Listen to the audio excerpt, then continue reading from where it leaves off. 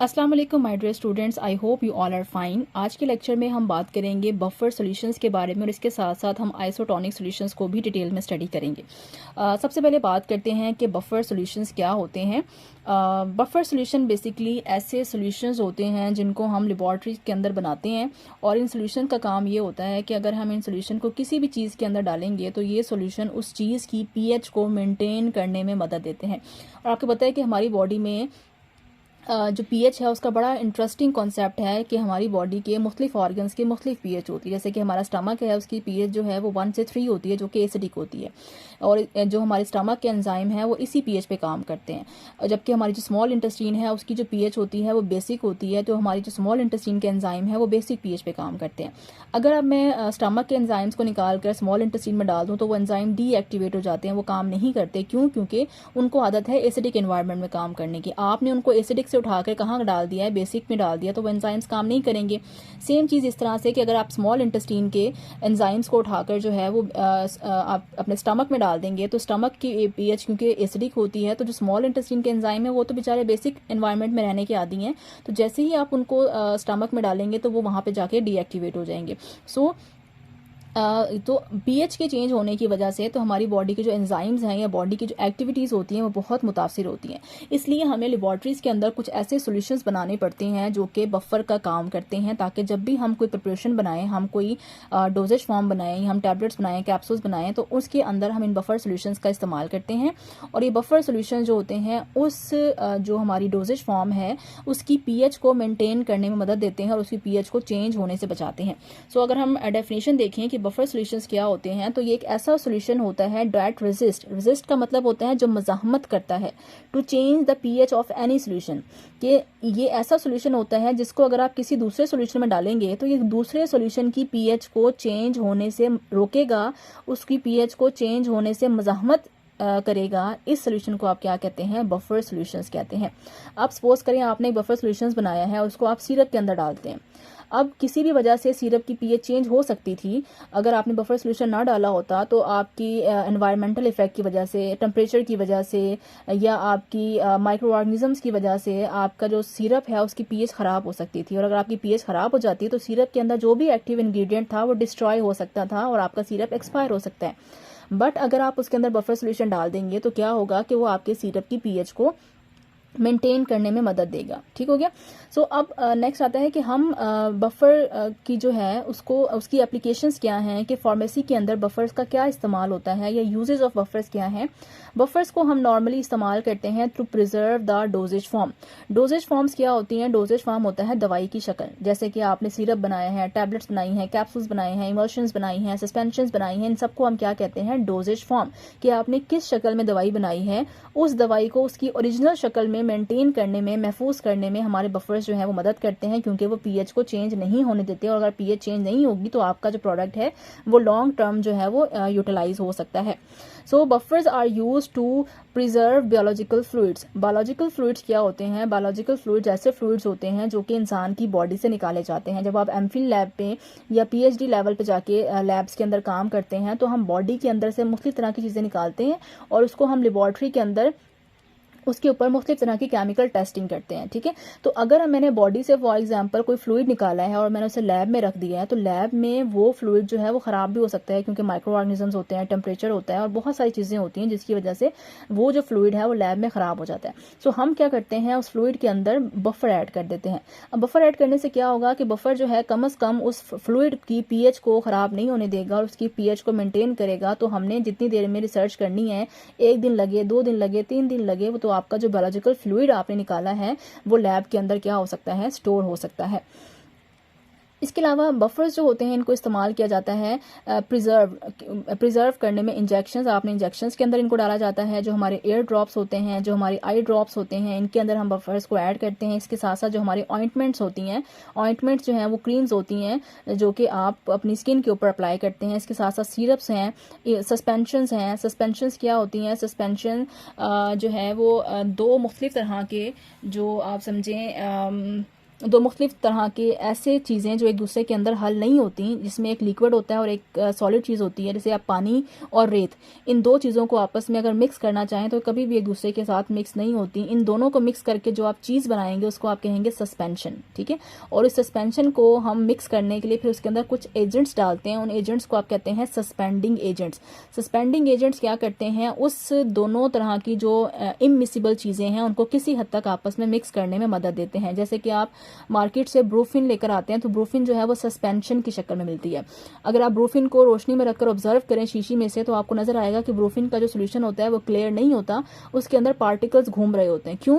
क्योंकि उसके अंदर एक लिक्विड यूज हुआ है और कुछ सॉलिड पार्टिकल्स यूज हुए हैं, ऐसे सॉलिड पार्टिकल जो उसके अंदर हल होने की सलाहियत नहीं रखते थे, बट हमने सस्पेंडिंग एजेंट डालकर उनको मिक्स करके किसी हद तक हमने उसको एक दवाई की शक्ल में बना दिया। इसलिए आप सस्पेंशन के ऊपर लिखते हैं शेक वेल बिफोर यूज, क्योंकि अगर आप सस्पेंशन को इसी तरह से रख देंगे तो और जब आप उसको इस्तेमाल करेंगे तो जितने भी सॉलिड पार्टिकल्स होंगे वो सारे के सारे नीचे बैठ जाएंगे।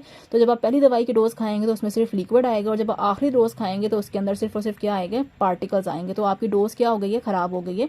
तो इसलिए सस्पेंशन को हमने शेक वेल बिफोर यूज करना होता है।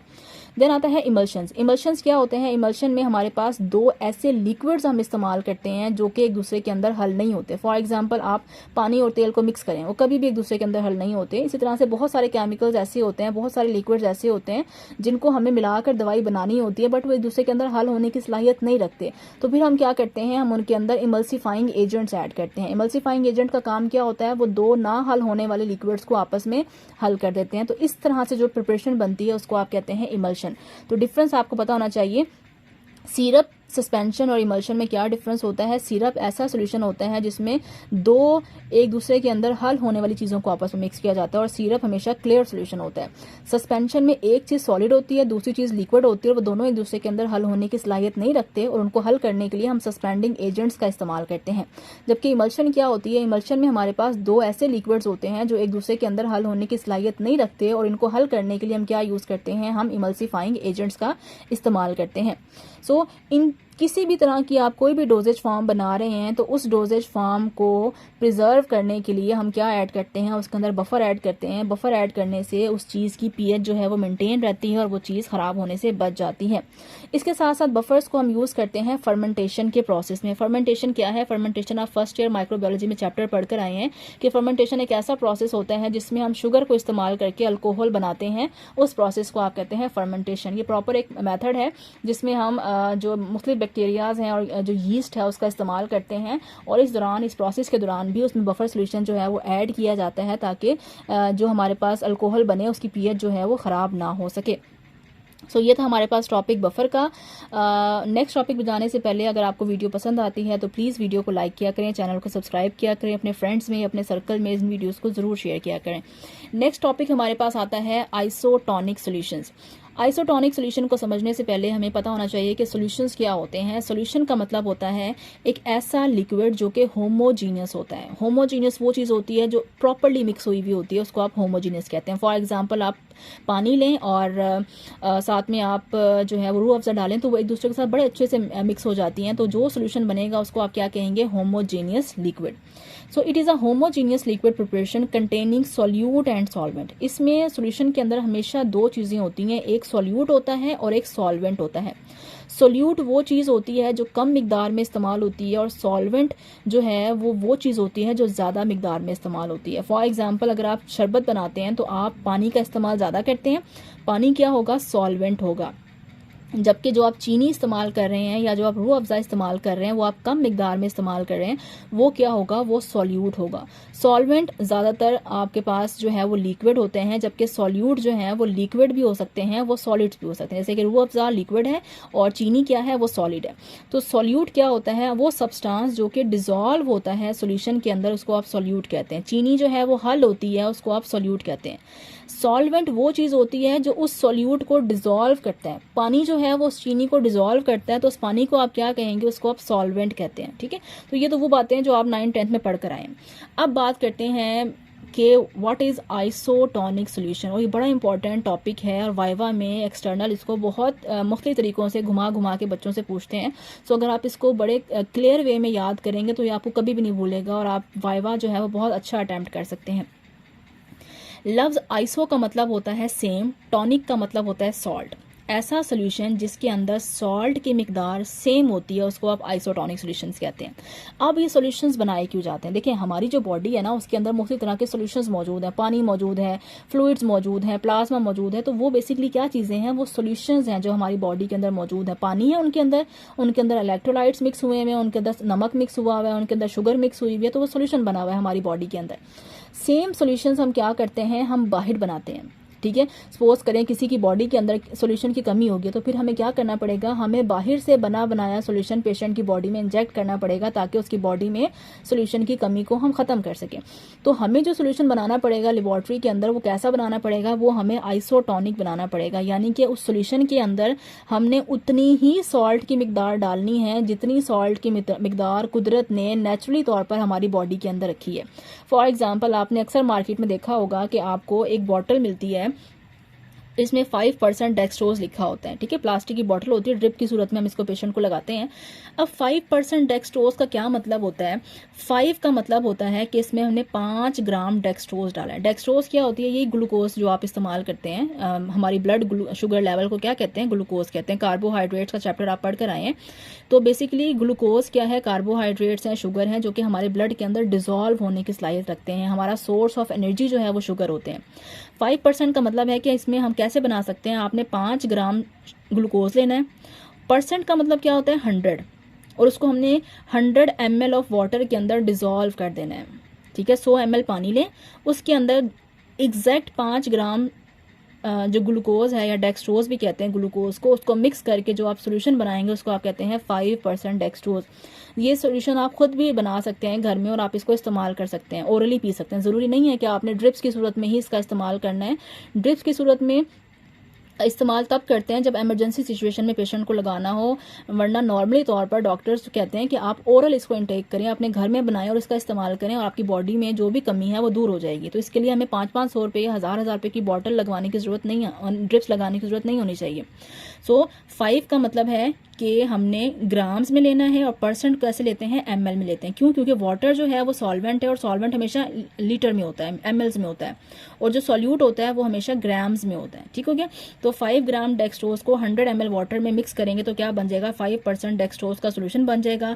अब अगर कोई पेशेंट आपके पास ऐसा आया है जिसमें शुगर लेवल कम हो रहा है, तो आप क्या करेंगे? उसको 5% डेक्सट्रोज की बोतल लगा देंगे। क्यों लगाइए? क्योंकि हमारी बॉडी में भी कुदरत ने इसी तरह से सिस्टम रखा है कि हमारे 100 ml वाटर जो बॉडी का है उसके अंदर 5 ग्राम जो है वो शुगर मौजूद है। अगर किसी की बॉडी में ये कमी हो जाती है तो सेम वही चीज़ हमने बाहर से बना के पेशेंट की बॉडी में एंटर करनी है। ठीक हो गया? इसकी एक और एग्जांपल देखते हैं। इसकी जो सेकंड एग्जांपल है वो है 0.9% नॉर्मल सलाइन। ठीक है, ये तो सबने देखा होगा, जो लोग मेडिकल स्टोर पे काम करते हैं उनको आइडिया होगा कि नॉर्मल सलाइन जो है वो क्या होता है। नॉर्मल सलाइन में हम सिर्फ क्या ऐड करते हैं? नमक ऐड करते हैं। पानी के अंदर नमक को मिक्स किया जाता है और एक ड्रिप बना के पेशेंट की बॉडी में इंजेक्ट करवा दी जाती है, और 500-1000 रुपये उससे ले लिया जाता है। अब यही नॉर्मल सलाइन आप खुद भी बना सकते हैं। कैसे बनाना है? आपने लिखना है 0.9%। 0.9 का मतलब क्या है कि 0.9 ग्राम आपने नमक लेना है। सोडियम क्लोराइड क्या होता है? जो आप आम नमक घरों में इस्तेमाल करते हैं। और परसेंट का मतलब क्या है? 100 ml वाटर के अंदर आपने उसको क्या कर देना है? मिक्स कर देना। तो सॉल्वेंट कितना लेना है? 100 ml पानी लेना है, और नमक कितना डालना है? 0.9 ग्राम आपने नमक डालना है, या आपने सॉल्यूट डालना है। तो आपके पास 100 ml की एक बॉटल बन जाएगी नॉर्मल सलाइन की। ठीक हो गया? इस तरह से रिंगर लैक्टेट सोल्यूशन होता है, और इस तरह के बहुत सारे सोल्यूशंस होते हैं जो कि हम लेबोरेटरी में बनाते हैं। इनकी परसेंटेज एग्जैक्ट यही रखी जाती है। इसलिए रखी जाती है कि कुदरत ने हमारी बॉडी के अंदर भी सेम परसेंटेज रखी है कि हमारे 100 ml ऑफ वाटर के अंदर बॉडी में सिर्फ और सिर्फ 0.9 ग्राम नमक मौजूद होता है।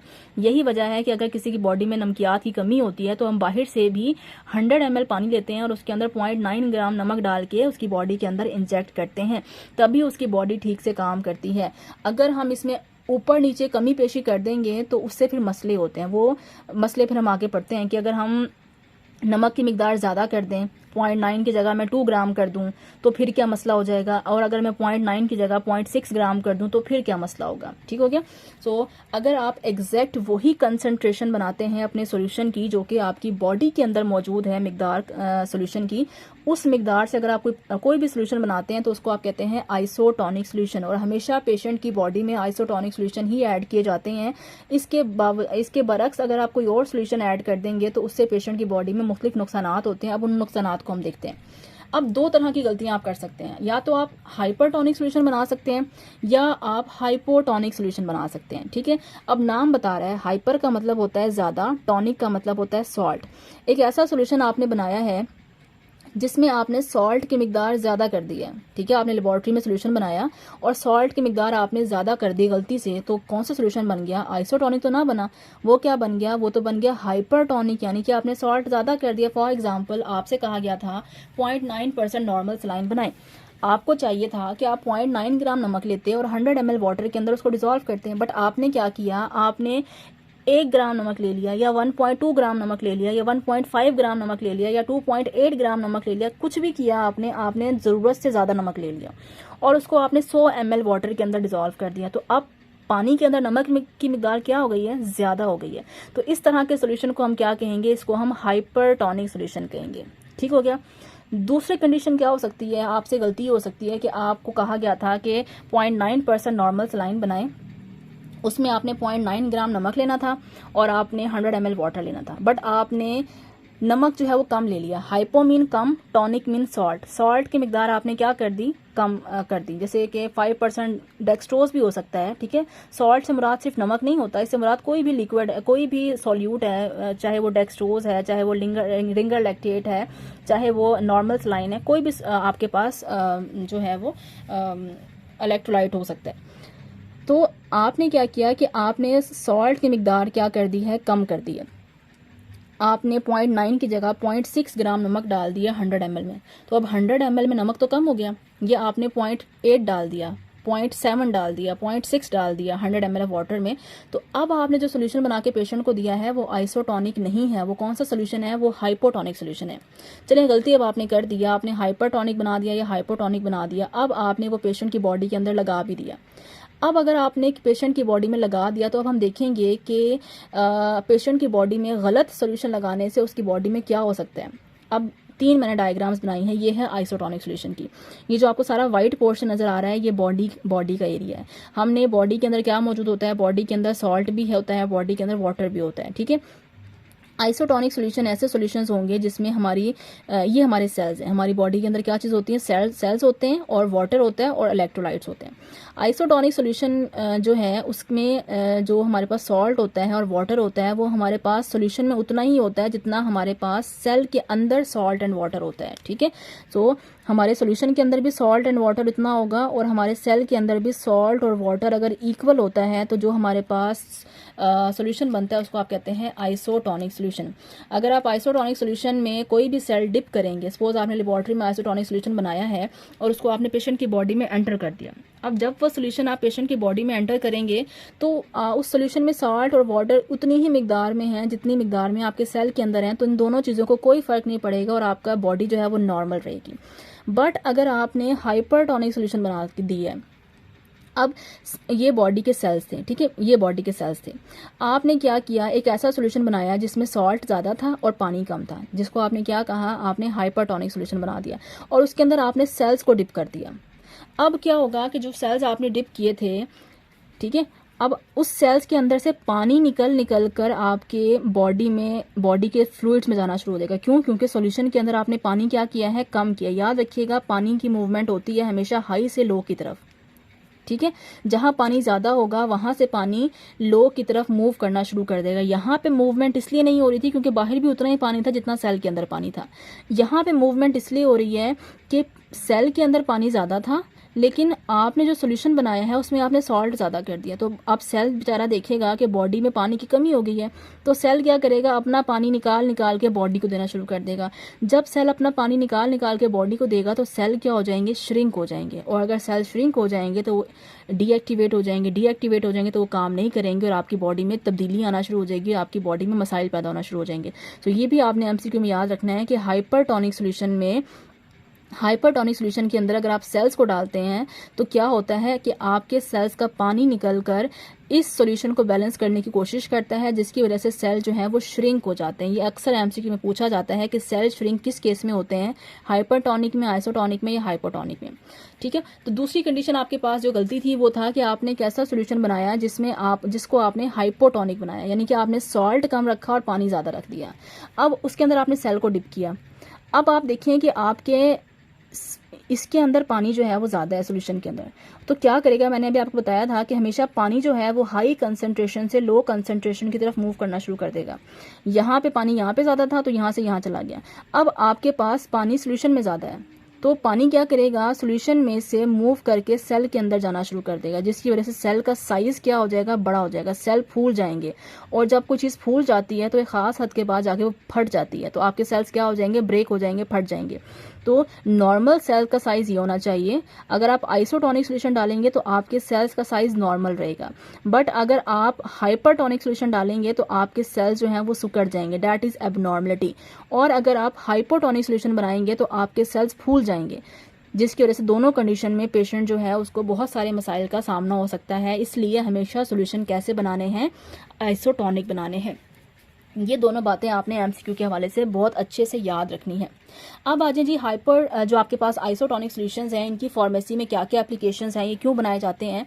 तो सबसे पहले आइसोटोनिक सॉल्यूशंस को हम इस्तेमाल करते हैं बॉडी के इलेक्ट्रोलाइट को बैलेंस करने के लिए, यानी कि हम अब चाहते हैं कि हमारी बॉडी के अंदर वाटर का लेवल सेल के अंदर भी और बॉडी के फ्लूइड के अंदर भी क्या रहे, बैलेंस रहे। अगर ये बैलेंस नहीं होगा तो फिर मुख्तलिफ किस्म की तब्दीलियाँ आती हैं। इसके ज़रिए से हम बॉडी की फिजियोलॉजिकल कंडीशन को मेंटेन करते हैं। फिजियोलॉजिकल का मतलब होता है फंक्शन।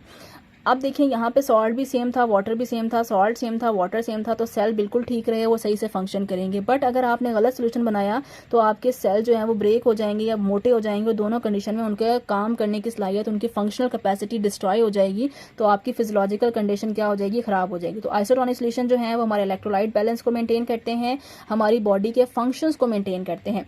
वॉश द वाउंड्स, अगर आपकी हाथ पे, पाँव पे, बॉडी में कहीं भी कोई जख्म हो रहा है स्किन के ऊपर, तो उनको साफ करने के लिए भी हम आइसोटोनिक सॉल्यूशंस का इस्तेमाल करते हैं।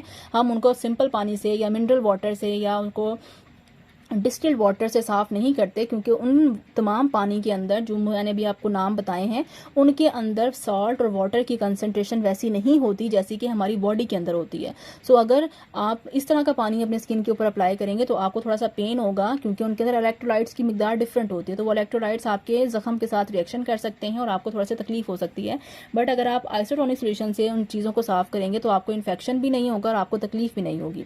इसके साथ साथ नेजल वॉश, नाक को साफ करने के लिए, जिन लोगों को बहुत ज़्यादा जो है वो फ्लू होता है, जिन लोगों को एलर्जिक रिनाइटिस होता है, बहुत ज़्यादा नाक बंद रहती है, वो भी अपनी नाक को साफ़ करने के लिए, स्पेशली बच्चों में जिनमें चेस्ट इन्फेक्शन ज़्यादा होता है, उनको सांस में मसला होता है, उनकी नाक के अंदर जो है वो सिक्रीशन फंसी हुई होती है, तो उनको साफ़ करने के लिए भी हम आइसोटोनिक सॉल्यूशंस का इस्तेमाल करते हैं। इसके साथ साथ अगर हमने लेबॉर्ट्री के अंदर कोई एक्सपेरिमेंट करने हैं, किसी जानदार की बॉडी के सेल्स को हमने बाहर निकालना है, उसके ऊपर हमने कोई एक्सपेरिमेंट करना है, तो उसके जो सेल्स हमने बाहर निकाले हैं किसी भी जानवर की बॉडी से, हमने फॉर एग्जांपल सेल्स निकालें, तो उन सेल्स को हम पानी के अंदर डिप नहीं कर सकते, उनको हम डिस्टिल्ड वाटर के अंदर या मिनरल वाटर के अंदर डिप करके नहीं रख सकते, अदरवाइज ये कंडीशंस हो जाएंगी। हमें क्या करना पड़ता है, हमें उन सेल्स को सेव करने के लिए, उनको डिप करने के लिए आइसोटोनिक सॉल्यूशंस बनाने पड़ते हैं। फिर हम उन सेल्स को इस सॉल्यूशंस के अंदर डिप करते हैं तो वो सेल्स भी सही रहते हैं और वो लिक्विड भी ठीक रहता है और हम अपने एक्सपेरिमेंट जो है वो परफॉर्म कर सकते हैं। सो ये था जी आज का टॉपिक, जो कि बड़ा इंपॉर्टेंट था, आपके long question plus viva plus आपके एमसीक्यू के हवाले से। उम्मीद है वीडियो आपको पसंद आई होगी। Thank you so much. अल्लाह हाफिज़।